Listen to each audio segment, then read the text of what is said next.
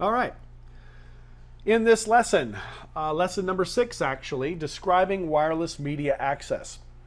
When we're troubleshooting a wireless network, we can use tools like Wireshark and whatnot to kind of look at the communication between the different devices. What we're going to take a look at in this very short lesson, relatively short compared to some of the other ones that we've gone through, is how those frames look. What kind of frames are we generating? How do we identify if there are errors? Because there's kind of, it's not really peer-to-peer communication. There's an access point in the middle that's part of the process. We need to identify that. So let's talk about how frames are sent into the wireless network, what the frame format is, what the speeds for wireless transmissions are. We'll take a look at management frames that are used to actually discover the wireless network, control frames that are used to improve the communication between the clients and the access point, the data frames that are actually being used to send data, and then we'll take a look at various wireless frame formats in the wireless network itself. All right. When Wi-Fi clients operate, and I mentioned this previously, when Wi-Fi clients operate,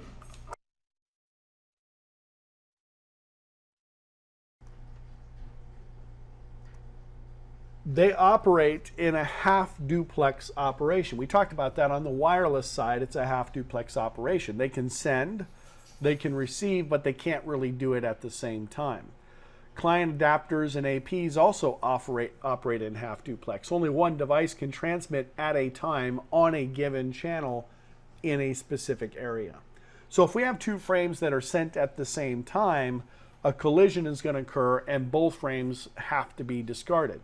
So there has to be a way that we manage that, right? There has to be a way that we manage that process and identify what the best way of these wireless clients to communicate is.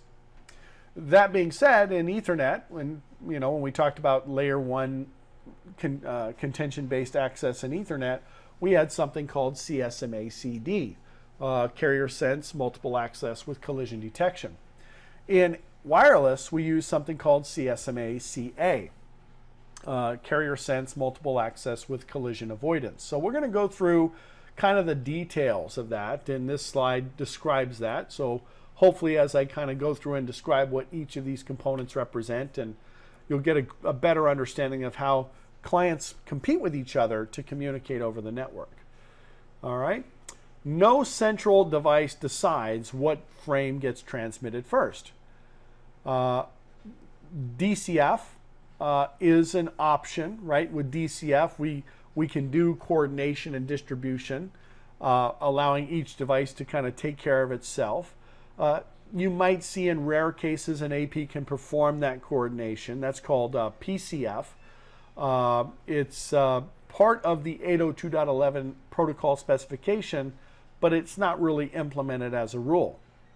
So let's talk about what happens in this particular scenario. When a station is ready to send a frame, several specific periods have to be indicated. And this is done to help determine how long the station should wait before it's sending the frame. In addition, it also determines how much time that station can send the frame. So we know that when we're sending data, I should tell you that when you're sending data, silence exists between the frames to allow things like multipath issues to clear. Because remember, there's different timing scenarios that occur with multipath distortion, where you might see frames arriving at different times. So we do have spacing between the frames as well. The length of that space or the length of that silence is actually determined by the priority of the frame. So a voice frame would have a higher priority in most cases. If the frame that's being sent has a high priority, then the station waits for a period that is called an SIFS. All right. Interframe space is what an IFS is.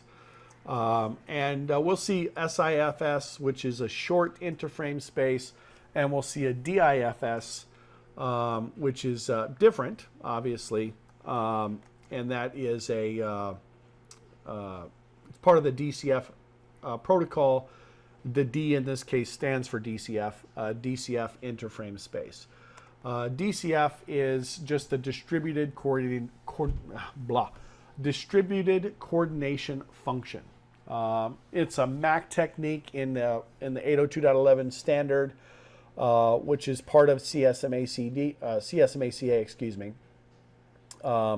Basically what DSF is, it requires a station that wants to transmit to listen for the channel status for that, what we call that DIFS interval. And I'll break that down over the next few slides here. If the channel is found to be busy during that interval, the station actually says, well, I guess I can't transmit this time. So it defers its transmission. If you have a large number of stations that are contending for wireless access, if multiple stations sense that the channel is busy, they also defer their access. They will also virtually simultaneously find that the channel is released when it actually is, and then they'll try to seize the channel. So there's a downside to this, right? As a result of that, collisions could occur. So in order to avoid these collisions, DCF specifies random back-off timers and so on. And we'll get into the details of that as part of this particular lesson. Okay, but short interframe space for high priority clients and DCF interframe space for normal clients. To avoid collisions in wireless, we use CSMACA as opposed to CSMACD. When a device needs to send a data frame, it waits for that DIFS interval while listening to the medium. If no traffic is detected during that DIFS, the station sends directly. It doesn't wait. And then at the end of the DIFS, the transmission will stop. If the traffic is being detected during DIFS, it starts by picking up a random number, and that's the numbers that you see here, 21, 20, 19, and so on. So I picked up a random number, and I'll start to count down from there. In this particular case, I started with 21. The speed at which the countdown occurs depends on the network type. This is called slot time. So the total number of microseconds in the picked up countdown value is called the back-off timer. And that's what I was referring to earlier with this back-off algorithm. I don't know that you need to know necessarily the difference between the speeds and the different types of networks. We'll run through an example on the next slide, but hopefully it'll become a little bit more clear about how these clients compete for access to the wireless network. All right. While the station is counting down, it listens to the media, whether I started at 42 or 21 or whatever it might be. So I pick a random number in a range that's called that contention window. The number that is picked is that back-off timer. So when the SDA counts down, that's the station that's transmitting. When the SDA counts down, it hears traffic. It stops for the expected duration of that traffic, whatever that might be. Nav is the actual duration of that that time. I'm trying to think if I want to describe the nav function. When we're dealing with DFS, there are two components that are part of the process. There's a request to send exchange, and then there's a clear to send exchange. In addition, we have some other components that allow for the management of the processing of these frames. But we'll get into that in more detail as we move through this particular lesson. All right. Let's continue on. Let me see if I can go through this slide here. If you have any questions, feel free to raise your hand and you can ask some questions if you'd like. All right. So if you look at the slide here, someone else started sending, so I have to, I am sending for a duration of 24 slots. So this bottom client is already sending. It's going to send for a duration of 24 slots. Someone else starts sending, so I have to readjust my nav value. I was at 18, I can see that I'm going to be sending for 24 more slots. So my new nav is going to be 18 plus 24, right? That's that initial it's an adjusted value of my original value that I identified when I wanted to transmit in the first place. So I resume my countdown from that new value, if that makes sense. All of this is predictable, and all of this is calculable because of the way these frames are sent. Remember, they're all sent on the same radio frequency spectrum.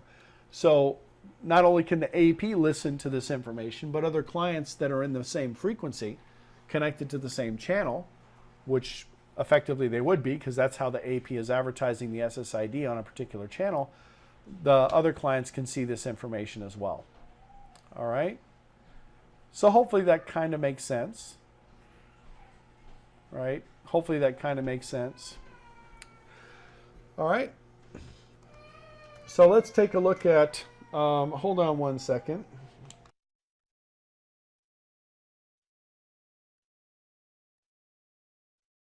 Sorry about that. Somebody was knocking on my door that time. So let's take a look at well, first of all, I want to make sure you guys completely understand this concept here, right? If I don't detect that anybody is transmitting, I want to send a frame, I pick a number, I count down from there, it's a random number. As long as nobody tries to transmit within that window, then I will start transmitting, okay? Now let's assume I've picked a number and I've started counting down. I started at 21, I went down to 20, I went down to 19, now I'm at 18, and then somebody starts transmitting, and I've seen that they're transmitting for 24 time slots. I stop my countdown, I add the 24, this becomes my new value essentially. And I start counting down from there. So hopefully that kind of makes sense. All right. When the counter reaches 0, the station sends its frame if the media is still free. Right? We assume that it would be because I would have maybe possibly detected that it wasn't free by the beacons from the other clients.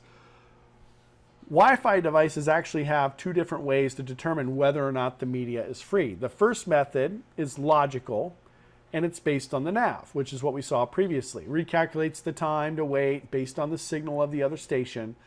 This method's pretty simple. It allows the station to avoid being ready to send when another device occupies the particular physical layer medium. The second method is physical.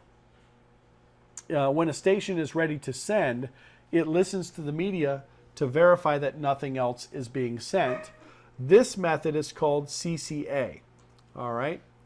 If the media is free, the station sends its wave. Now, CCNA is part of the overall process of the DCF function. It's just a different way of handling the radio frequency spectrum. If the transmission fails for some reason, the device picks up a new random number. DTF uses a contention window to control the size of that random backoff algorithm, and then it goes through the whole process again. Now, there are a couple of ways that this can occur. There are two parameters within the wireless transmission that allow us to manage this. ACW min and ACW max. You don't see this on the slide here. I'm just kind of describing the process. The random number that was used in the random backoff is initially a number between 0 and CW min. If the initial random backoff timer expires without actually successfully sending the frame, then what happens is the station or the access point, can happen from either side depending on who's actually doing the transmission, increments the retry counter and then doubles the value of the random backoff window size. Doubling the size continues until we get to the ACW max value. All right. How those values are set, ACW min and ACW max, we don't have to really get into the details of that, but it's just another way of managing that space. In 802.11a, we define a minimum contention window of about 0 to 15 time slots. G defines the same, 0 to 15 time slots. In B, It's a little bit different. And in fact, this is a very, very important concept. 802.11a operates in the 5 gigahertz spectrum. So obviously it's not going to be really compatible or coherent with the B or the G standards. But if you have B clients in a G environment, it will severely degrade the performance of those G clients. Essentially, the G clients kind of become B clients in a sense of when they can transmit and so on.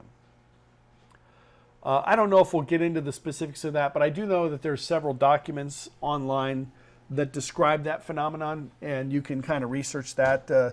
It's not as much of a concern these days.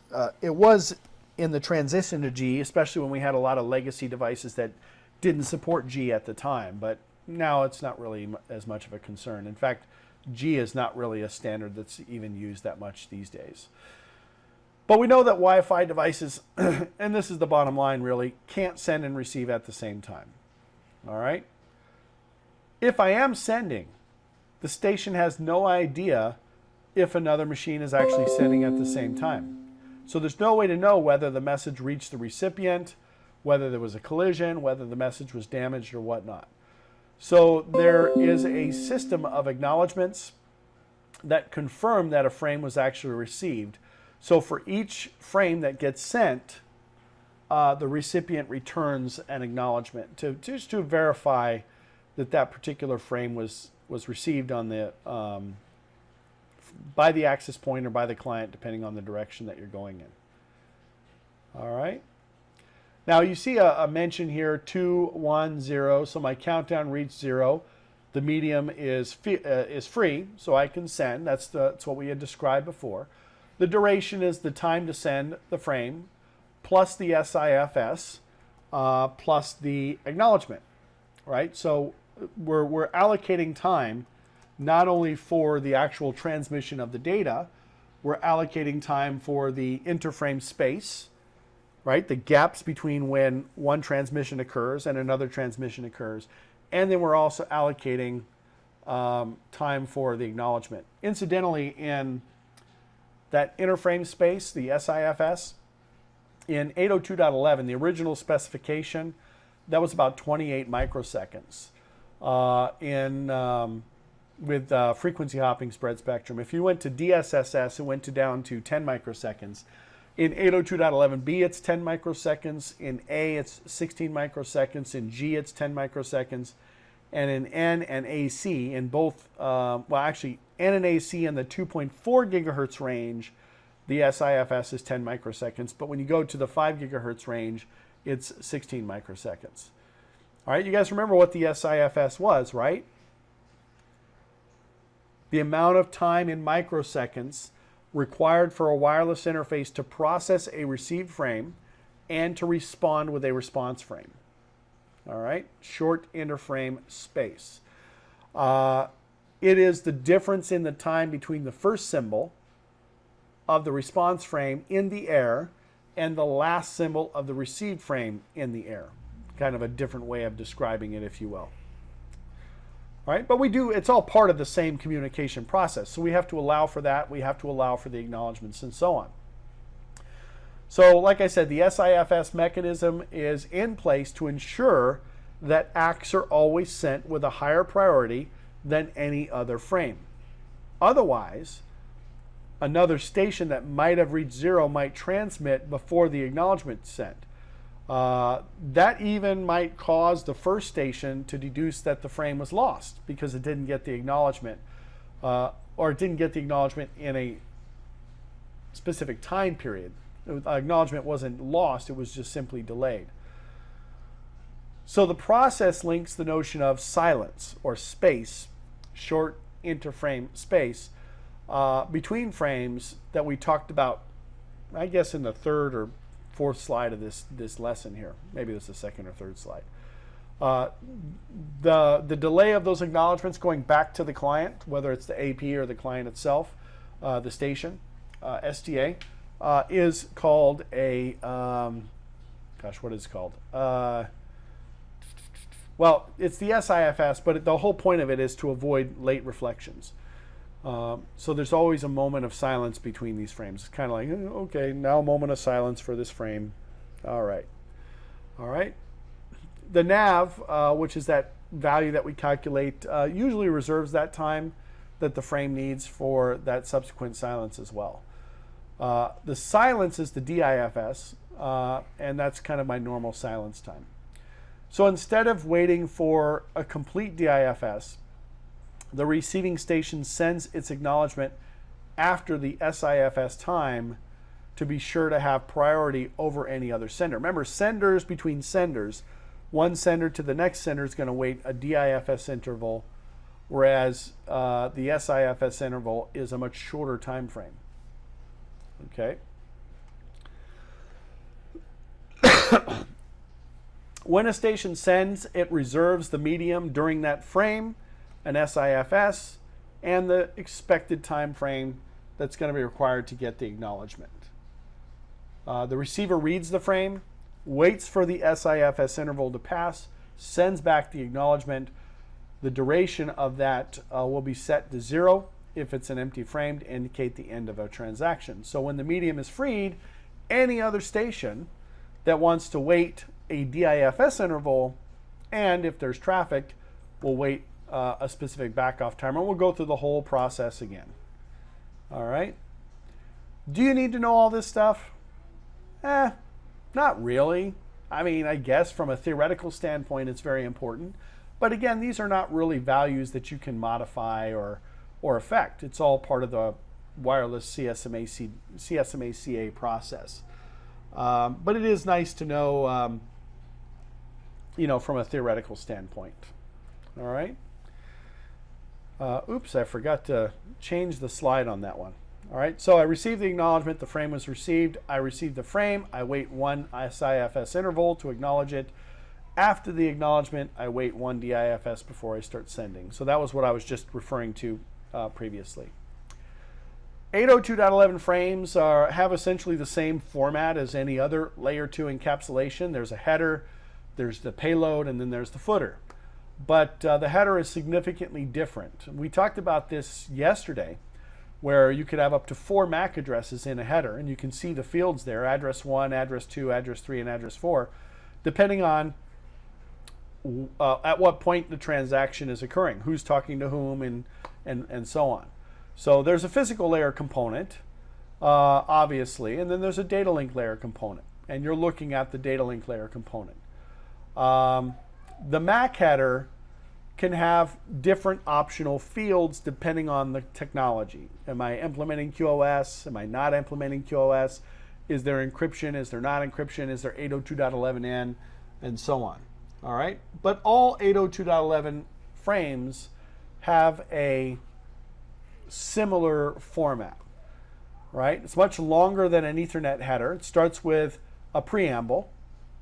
Remember, the preamble is kind of that layer 1 concept. It doesn't really contain relevant data. It's just a sequence of ones and zeros that allows us to identify that a frame is coming.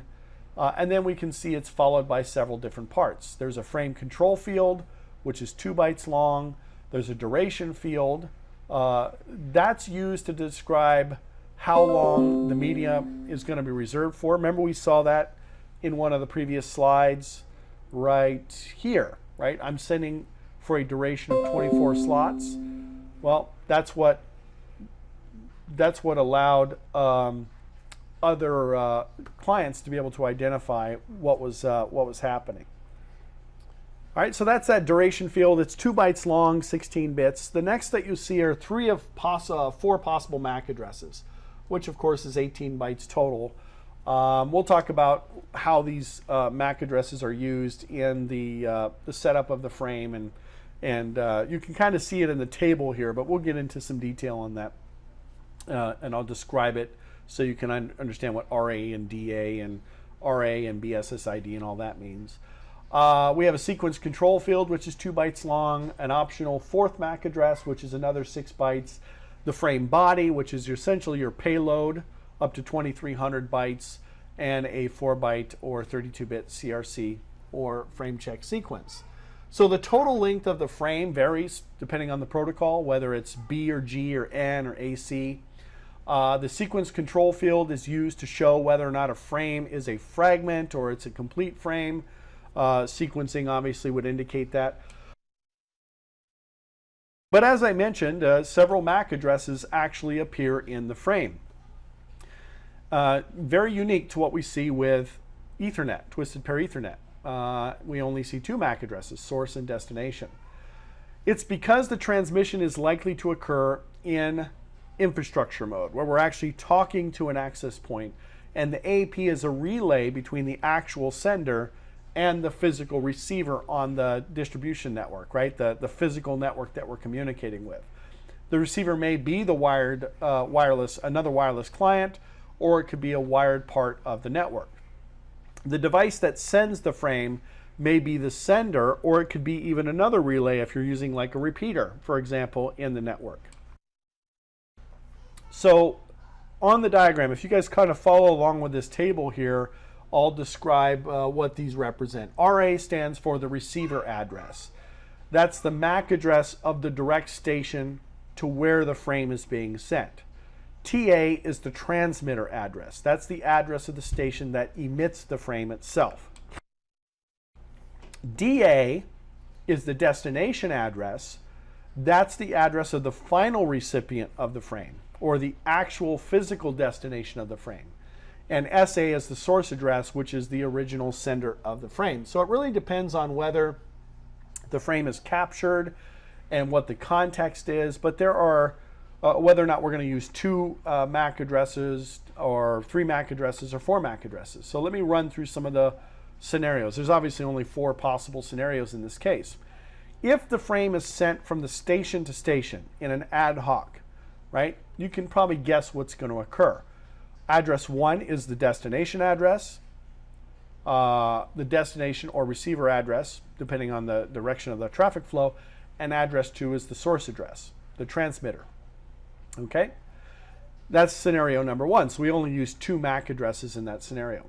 If the frame is sent from a station to an AP, maybe it's an authentication process or something like that, address 1 is the receiver address, RA, or what we call the basic service set ID. Remember we talked about that yesterday, where you have a MAC address for each SSID, which is the same address as the receiver address and is the AP's MAC address. Address 2 is the transmitter or source address. Address 3 is the destination MAC, and then finally address 4 is not used. So this is kind of your most common scenario, where I'm sending traffic to the AP, and then that traffic needs to go to another destination. The frame that gets sent back from the AP, address 1 in this case, is the destination or receiver address. Address 2 is the transmitter address, which is the BSSID. Address 3 is the source address. So it's kind of the opposite, as you would suspect, the mirror of the second example that I described there. If the frame is on a wireless link between 2 APs, like in a bridged context or in a bridge mode or repeater mode, the scenario's only going to occur in a case where all 4 addresses are used. This is the only time, where we see all 4 addresses being used. How does it break down? Well, address 1 is the receiver address. Address 2 is the transmitter address. Address 3 is the destination, and address 4 is the source. A lot of information to remember. The table really kind of breaks it down a little bit, but it can be very confusing. Fortunately, you're probably not going to have to know this for the exam. It is very useful, though, if you're troubleshooting, to be able to, especially if you're doing Wireshark captures and you're actually capturing frames on the network, and you start to see these different fields being filled in, you might have to be able to identify what those MAC addresses represent. All right. The frame control field, we kind of talked about that before, helps define the purpose of the frame and where it's supposed to be sent. So you'll see in the frame control field, it's broken down into kind of a sub-grouping here, or a subcategory. Let's kind of talk about some of those particular subfields. The first subfield is the information about the protocol version. The second subfield contains information about the type. That indicates whether or not the frame type is data. Is it a control frame? Is it a management frame? So when we say type, we're not talking about like the type field in an Ethernet 2 frame. we're talking about type with regard to, is this a wireless data frame?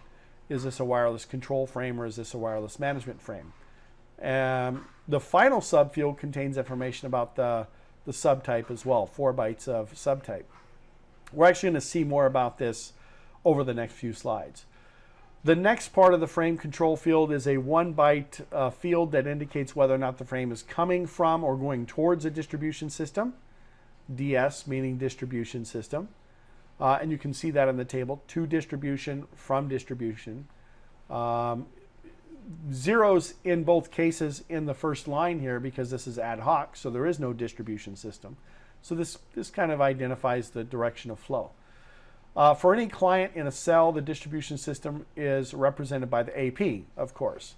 Whether the frame is supposed to be sent to the cable or back into the wireless domain. Oops, what happened there? Sorry about that. All right. Now we said that there were 3 frame types that were identified here in this type field. And then there's some subtypes as well so there's different types of management frames, there's different types of control frames, there's different types of data frames. So the subtype here, or this type field, identifies whether it's a management frame, a control frame, or a data frame. And then subtype, which is a 4-bit field, allows me to identify further what type of, or what subtype of that particular type is. Okay? 3 distinguished primary types of frames. Management, kind of as the name implies, the aim of these particular frames is to manage the connection. The frame control field type subfield indicates that it's a management frame. And then we see some variations in the subtype to determine what type of management frame is actually being sent. Depending on that subtype, the body contains special pieces of information about the basic service area or different communication parameters. I don't know if we get into specific details of management frames, but if we do, just keep in mind that we identify those functions in these two fields in the control in the frame format. Another type of frame type, or primary frame type, is a control. The purpose of these control frames is to help communication. ACK frames would be an example. We talked about ACK, request to send, clear to send, and so on. Data, that's just payload, right? Simple data or empty frames or whatever, okay? So these types of frames have the same frame form and header, but with different indicators, different bits that indicate different values. The main difference is in the body of each frame. The frame might contain specific information for that particular type, allowed speeds in a beacon, which is, allowed speeds is we'll talk about that later, but when you set up a radio, you can say, okay, what are required speeds, what are allowed speeds, what are disallowed speeds. Or the frame might contain nothing. All right, so an ACK, for example, would not contain really anything in the body. The body's empty, and we're just sending an acknowledgement. All right, hopefully that makes sense. So before sending a signal, each station tries to determine the optimal data rate that it can operate at. That data rate's going to depend on a couple of different factors. The 2 most primary factors are RSSI and signal-to-noise ratio. 2 values that we always use to identify the functionality. The signal-to-noise ratio can be determined from previous packets that are exchanged, and we'll hear that information within those previous packets. This is going to be done in infrastructure mode. The protocol has to ensure that all the stations understand what's actually happening in the network. So the stations might be too far away.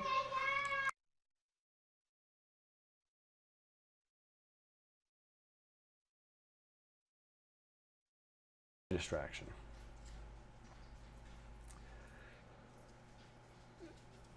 Basically, what I'm describing here is all of the things that have to occur in order for everybody to understand what's happening, right?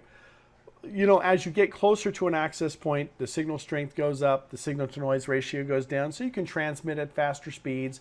Well, on the access points, you can actually specify, and you can see in this particular configuration, this is not hard set. These are values that you can change. You can specify which data rates are allowed and which data rates are mandatory, which data rates are supported, and so on. When a data rate is marked as mandatory, that means that the client has to have the capability of communicating at that speed, right? Clients support this data rate to associate to the AP. It allows the transmission at this rate for packets, both unicast and multicast packets. Multicast is always sent at the highest mandatory rate. But when you have a mandatory data rate set on the AP, all the clients that associate to the AP must be able to physically support that data rate on their radio to be able to use that wireless network, if that makes sense. Also, for the wireless clients to associate to the AP, they must be able to receive packets at the lowest mandatory data rate on their radios, and the radios must be physically able to support the highest mandatory data rate as well. If more than one data rate is set to mandatory, multicast frames, broadcast frames, they're always sent at the highest common mandatory transmission rate for the associated clients. And then the lowest mandatory receive rate of all the clients. So this allows the client to receive broadcast packets. Supported means that any associated client that supports this data rate may communicate with the AP using that data rate. But we're not required to be able to use that rate in order to associate. Allows transmissions at this rate for unicast. That's typically what we use it for. The AP transmits only unicast packets at this particular rate. Like I said, multicast and broadcast packets are always transmitted at one of the data rates set to mandatory.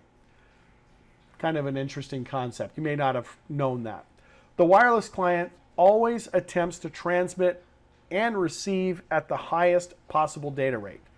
They negotiate with the AP for the highest data rate to support mandatory values, could actually be the supported values as well, to transmit and receive those unicast packets.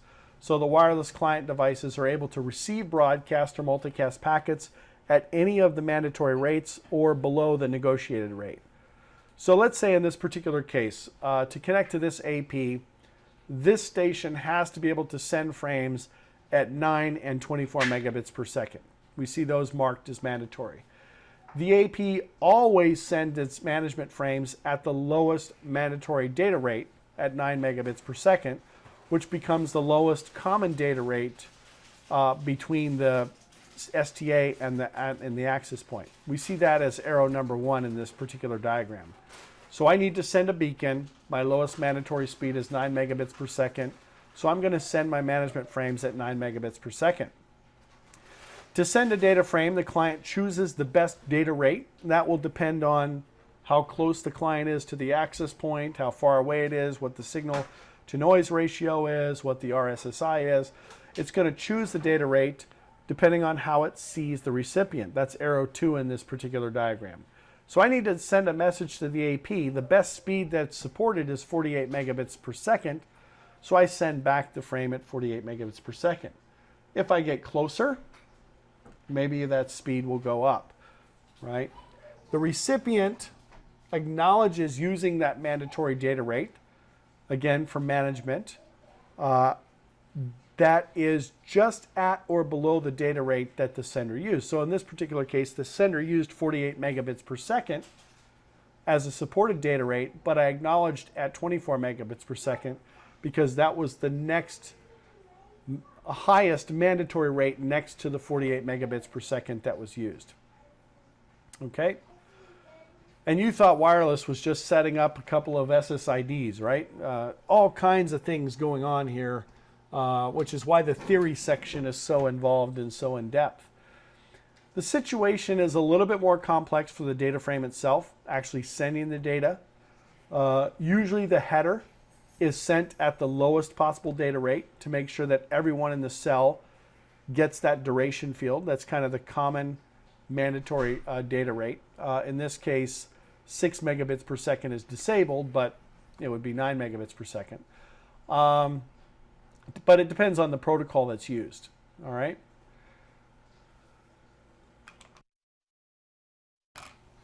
So again, not something that you can really manage. I mean, you could manage, of course, what's marked as disabled, there's what's marked as mandatory, or what's marked as supported, but not much beyond that. All right. So we've talked about a lot of different aspects of managing this information. We have a few more slides to go through here. And actually quite a few slides to go through here. Well, not too many actually. Let's go ahead and wrap this up. I know we're past our window, but I think it's important to go ahead and finish up this section before we wrap up for lunch, because we only have a few things left. I'll try to go relatively quickly here and wrap this up. All right. Discovering the network. Well, we do this with something called a beacon. When you first connect to the wired network, your first task whenever you're connecting to that wired network is to locate a switch. Locating the switch by following a cable is very simple, but in a wireless network, you have to be able to identify APs wirelessly, right? So there's no cable. So we use a beacon to do this. The problem is that is one of the reasons why the AP emits a signal, right? Which is called the beacon. That's usually sent about every 100 milliseconds. The beacon contains essentially all of the information that the Wi-Fi client needs to be able to understand the capabilities of the AP, to understand the SSID, the authentication requirements, etc. So it's a very, very important concept, initial concept. So let's identify some of the information that's contained within this this beacon here. A timestamp. This is to give a time reference to the particular cell. This is an 8-byte field. An indication of how often the beacon is sent. This is a 2-byte field. The capability information field that contains specific information like whether encryption is being used or whether what channels are being used. If we're using short preambles or long preambles. The SSIDs from anywhere from 2 to 34 bytes. The supported data rates. 6 different fields which are called parameter fields. FH, DS, CF, IBSS, ERP, and so on. This is going to indicate the spread spectrum technology that's being used. Is it FHSS? Is it DSSS? Is the client, if an AP of a client is in ad hoc mode, and so on. We'll probably not get into too many details of the rest of these, but the TIM value, which is used to tell whether the AP has traffic that's buffered, and so on. Again, not something that we have to concern ourselves with too much. All these fields are contained in the body of the frame, in the frame header, and then of course there's MAC addresses as well. We talked about MAC addresses. So when a station client hears a beacon, and that's kind of this process right here. When the station client hears a beacon, it needs to be able to determine, based on all that information, whether or not it's actually able to connect to that particular AP, and should then display to the user on the screen that acknowledges that a connection is possible. That's how the wireless SSID shows up. It gets populated in your window. When the client starts up, the Wi-Fi client listens to every channel, one after the other, to detect those particular beacons. This is called passive scanning. The Wi-Fi client can also actively send discovery messages to locate a specific SSID, for example, if SSIDs are not being broadcast, or to discover all the APs on a particular channel. The proactive behavior is called active scanning. Some vendors actually prefer that. They kind of believe that it's more efficient than passive scanning because the client gathers the information faster, doesn't have to wait for those time intervals, because not only is it the 100 milliseconds, but we also have to channel through the individual channels as well. Once that occurs, the client sends a discovery message called a probe request. We see that right here, which contains a couple of different components. Number one, the SSID that the client is looking for. The SSID field could be left empty if I'm just trying to scan for any SSID.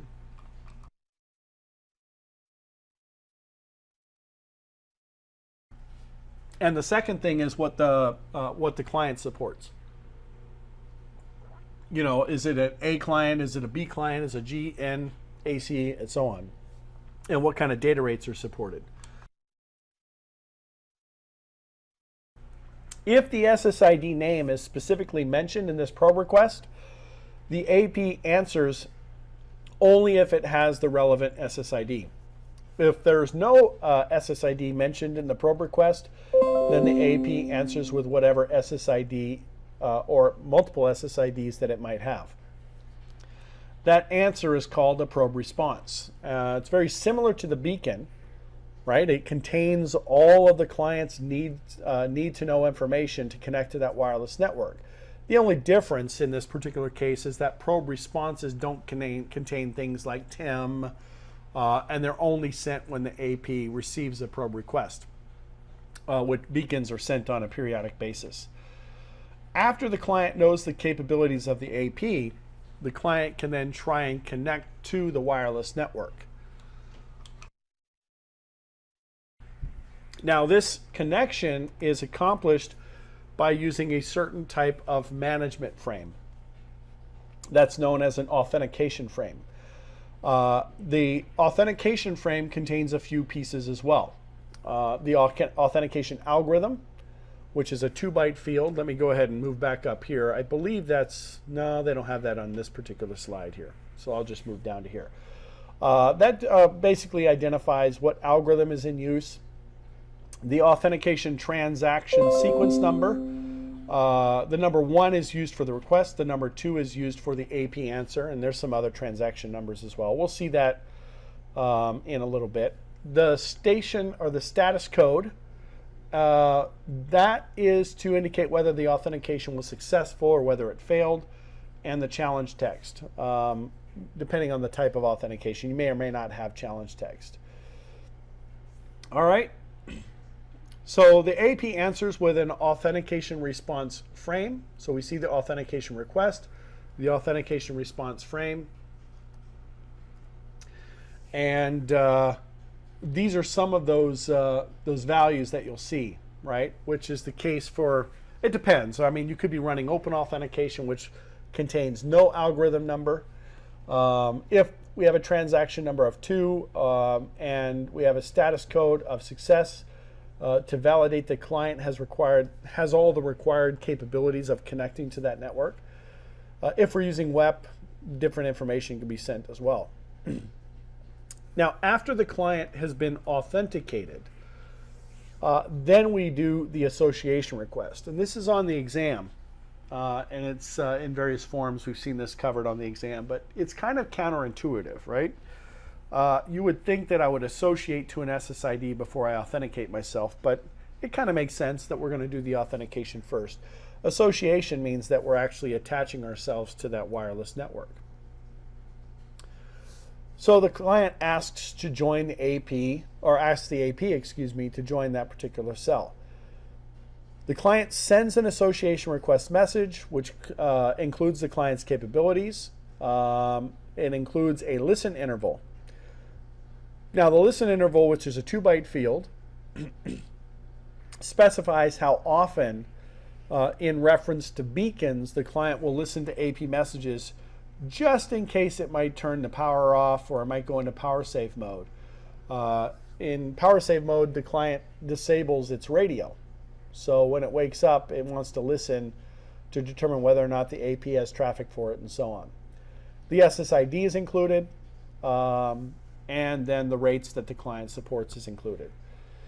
The AP then answers with an association response frame that contains all of the same capability information that we talked about originally, not only in the beacon, but in the initial communication. Has a listen interval field as well. Usually success in the case of association, because we've already assumed that authentication has occurred. It replaces the SSID field with something called an association ID, basically saying, hey, association succeeded. you are client number whatever in my cell. And then the rates appear because the system doesn't know whether the client went through a probe process or maybe moved or whatnot. All right. Now, during the entire process, the client maintains its association ID, but at any time, both the client and AP can leave each other by sending a deauth message. This is a very common denial of service attack in wireless networks. It's called a deauth attack, where when you contain an access point, that's essentially what you're doing, is you're spoofing deauthentication messages. What that does is that causes the client to disconnect or deauthenticate, and then it has to reassociate itself or reauthenticate or go through the process if need be. All right. We'll talk more about that security vulnerability a little bit later on. The client can then send an association request message. That message contains the same fields as the association message, plus it has an additional field, a 6-byte current AP address field, between the SSID and the supported rates fields.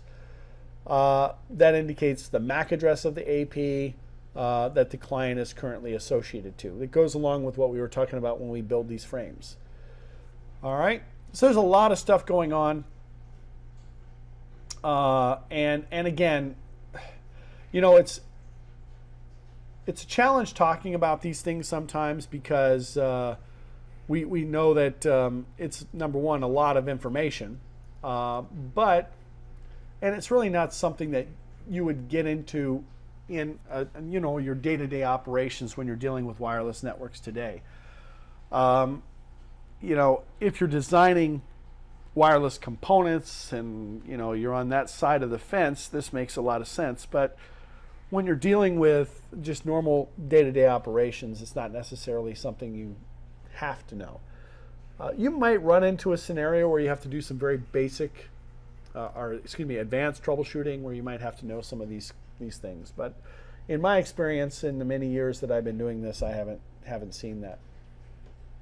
We'll talk about a couple more things here, and then we'll wrap up. Control frames are special message types that are actually used in a cell to improve the efficiency of the connection.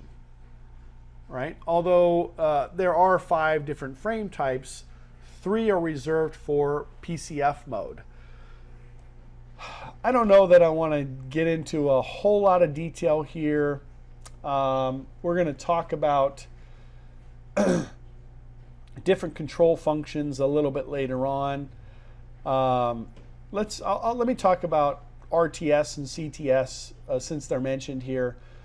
RTS contains, that's the request to send function. It contains several different components. The frame control field, which is 2 bytes. The duration field, which we talked about. Duration field is the time that's required for the whole transmission, which includes that SIFS, the CTS, and data frame and the acknowledgement. The receiver address, the transmitter address, and a frame check sequence. The information in the duration field shows the SIFS, not the DIFS, that gets used for that duration. It's just a request to send. All right. Now the CTS that's received in response, the clear to send, contains the frame control field. This is a wireless frame, by the way, right? You go all the way back to where we were looking at wireless frames originally. When we talk about the frame control field, we're talking about this field here. So these are 802.11 frames. They're just specific types of 802.11 frames that include control functions. All right. So we're not necessarily seeing every aspect of these frames, but they are 802.11 frames. All right.